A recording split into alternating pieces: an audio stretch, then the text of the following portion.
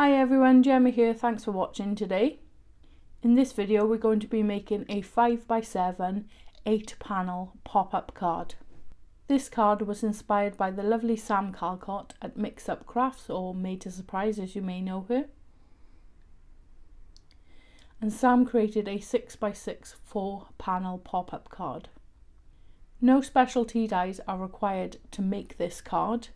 I've only used dyes for the topper and to create some embellishments.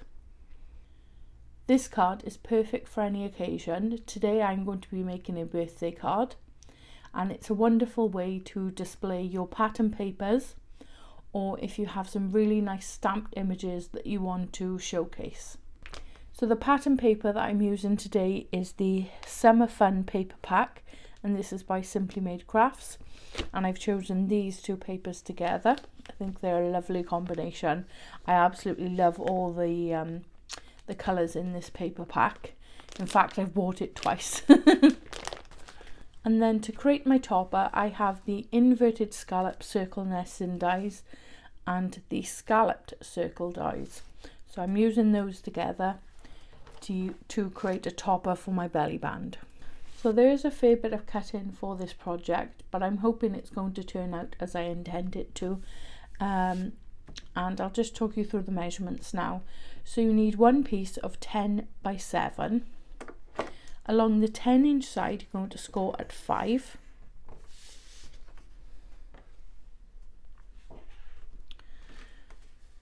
Then you need a piece of 10.5x7, and again we're going to score at 5. And at 10. To create the pop-up panel, you need two pieces of 10x2.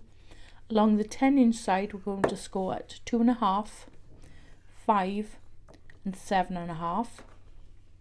So two pieces of that. Then these are the panels that will be displayed along this panel here. So you need 8 of those, and you need to cut them to 2.25 by 3. To sit on the pink piece, I've cut this pattern paper, which is 2 by 2.75, so 8 of those. Then I've used my Cricut for this panel here because I want to spell out a message and it's personalized, and that's the only reason why. But you can obviously cut these to hand, and if you've got some alphabet dies in your stash, you could use those. So I've cut 8 pieces of white cardstock to 1.5 by 2.25, and that will sit on top of my pattern paper. Then for the mats, I've cut 4 pieces of this striped pattern paper that will sit on the 4 panels inside the card. So they are measured to 4.75 by 6.75, and then I've also cut a piece of white cardstock that will go on the back of the card to write the message, and that's in the same measurement, 4.75 by 6.75.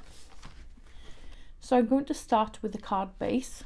So I've taken my 2 largest panels here, and I'm going to fold and burnish along the score lines. So for this piece here with a 1/2-inch tab, I'm going to mountain fold the 5-inch score line, and then this 1/2-inch tab here I'm going to valley fold. This tab here is what connects both cards together, so I'm just going to take a little wedge off there. So you want to valley fold this score line.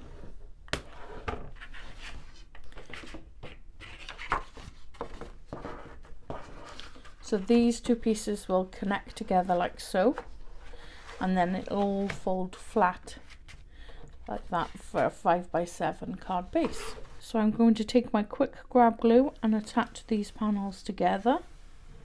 So I'm just running along this tab here and then connecting those up. And then I just like to fold it up and check that all the edges marry up. If you've got a slight overlap, then you can trim those down, but I'm happy with that.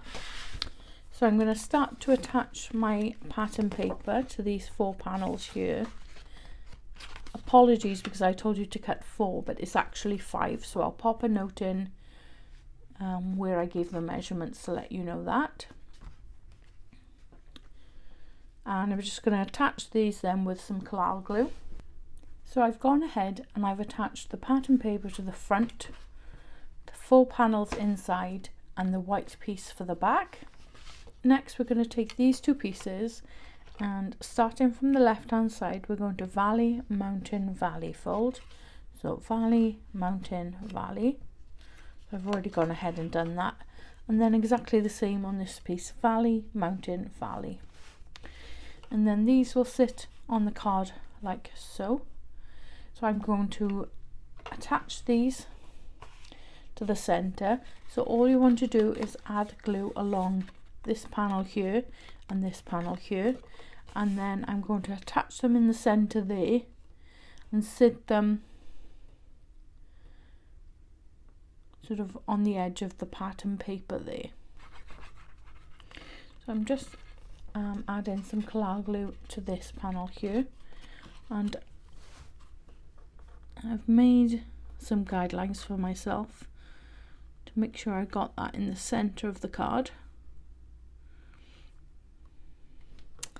However, you can do it by eye if you wish. So I'm just marrying up this edge to the edge of the pattern paper, and then I'm going to add glue on this panel here, and I'm going to do the same. So I'm going to stretch it along here and lay it flat, marry it up to the pattern paper, and I'm going to do exactly the same on the opposite side. So I've attached both pieces, as you can see. So if I stand it up sort of into an M shape, then the panels pop out like so. It all folds flat. You've got a small amount of bulk here, but I'm going to create a belly band then to hold that in place. So next we're going to take our plain pattern cardstock, our 8 pieces, and we're going to add them in the center of each panel here.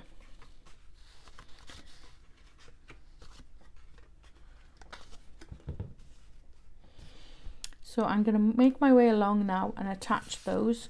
Obviously be mindful that this piece of cardstock is larger than this, so you only want to glue in the center of the panel. And I'm going to center mine on this panel here, but you could have larger panels.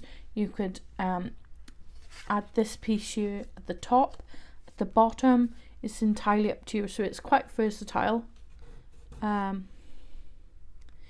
You could have it on the bottom, and then you could say, for example, you're doing an underwater theme. You could have sort of the seabed here, so you could then have some seaweed and things sort of, and the coral attached to this, and it would all pop out. I might actually try one of those cards. Watch this space.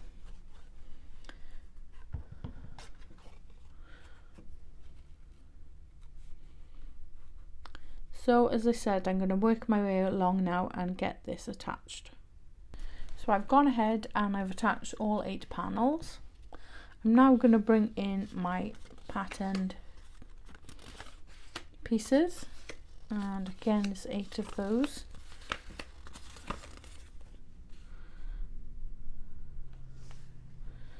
So I'm going to do the same thing. I'm going to go ahead now and attach those.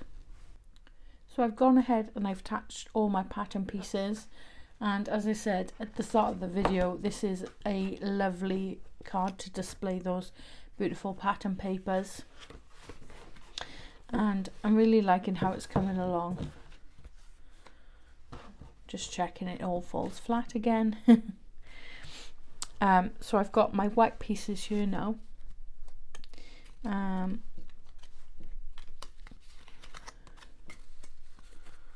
So as I said, I've used my Cricut to spell out a message just for ease, and because I wanted this bit here to match the font here. But if you have some lovely sentiments, you could pop them there, spell out a word there. You could have different images on every other. You could just add embellishments. You don't have to have this white piece. So there's lots of versatility with this style of card. So I've just popped them down in the order that I want to attach them now, and I'm just going to go ahead and attach those to my pattern pieces. So everything is now attached. So it says, to our daughter Nadine on her birthday. So this is a requested card from my mother. She loves to personalize everything. So this is why I use my Cricut. Always comes in handy for those type of cards. So I'm happy with the inside. I think I may add just a few embellishments on the corners there, because of the bulk that it has. I can get away with adding some gems or some enamel dots or pearls, but I'll show you that at the end. So now we're going to create the belly band. So I have a piece of 12 by 1 1/4.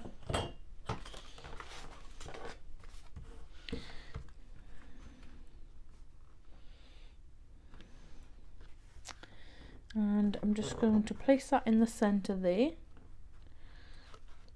as best I can. Line it up with my grid so I know that I've got a straight edge, she says. And I'm just going to wrap it around. Now you don't want this too loose or too tight. You want it just snug enough so that it slides up and down, it holds the card in place.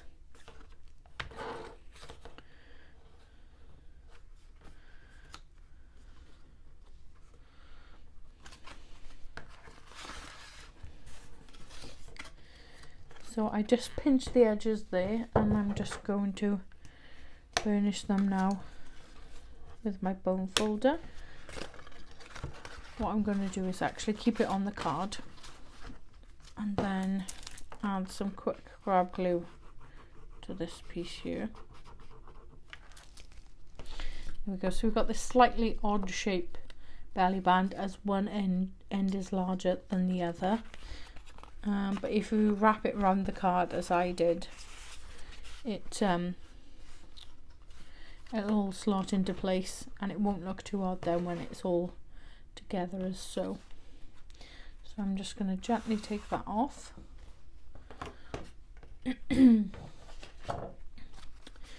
I'm going to attach my topper now. So I'm just going to place that in the center there.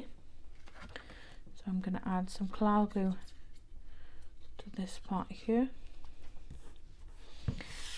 So as I said at the start of the video, I cut this with the scalloped nesting die, and now I've got this pattern piece that matches the panels on the inside of the card, and I'm just going to place that over there. So I sometimes find when I'm trimming or using my Cricut machine that it gives sort of a bit of a raised edge on the cut line, so I just go in with my bone folder and flatten that down, and then that just gives it a nicer finish. So I found my sentiment wasn't quite popping, so I've added a bit of extra pink cardstock on the back there, and now I'm going to pop it up onto some foam. I've just added that to the right hand side there. So I'm just going to bring in some flowers. I've created these with some flower forming foam, and the dies that I've used are from the latest collection from Made to Surprise, which is the pop-up wiper book collection, and this is the New Home Editions die set, and they're sort of stitched flowers in various sizes and shapes. So I've just created those in a sort of matching colour scheme, and I'm going to place, I think, sort of like so. I have got some leftover foliage on my desk.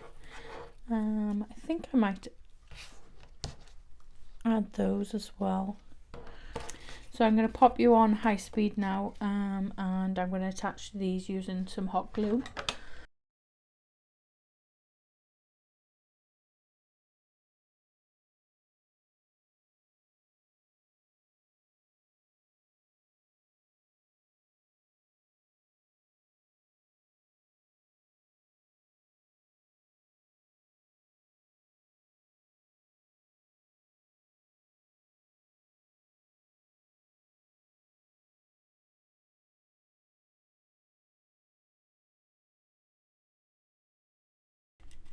So there's the finished topper. I'm really pleased with how that looks. I'm just going to pop it on my card now. So that sits nicely on the front there. I am going to add some Nouveau drops, but I just wanted to show you it on the card first, before adding the Nouveau drops, because I don't want to, once I place them on, I don't want to be moving it around. And then I think I'm going to add some Nouveau drops inside as well. So there's my 8-panel 5x7 pop-up card. I really love how this has turned out, and obviously it was perfect for this name because it had the correct number of panels. But as I said, you could decorate this in many ways. You could add additional sentiments. You could have sort of one on, you could go every other and add some stamped images and coloured images. So many ways to work this. So I hope you've enjoyed today's video. If you have, give me a thumbs up, comment on the video, or consider subscribing to the channel.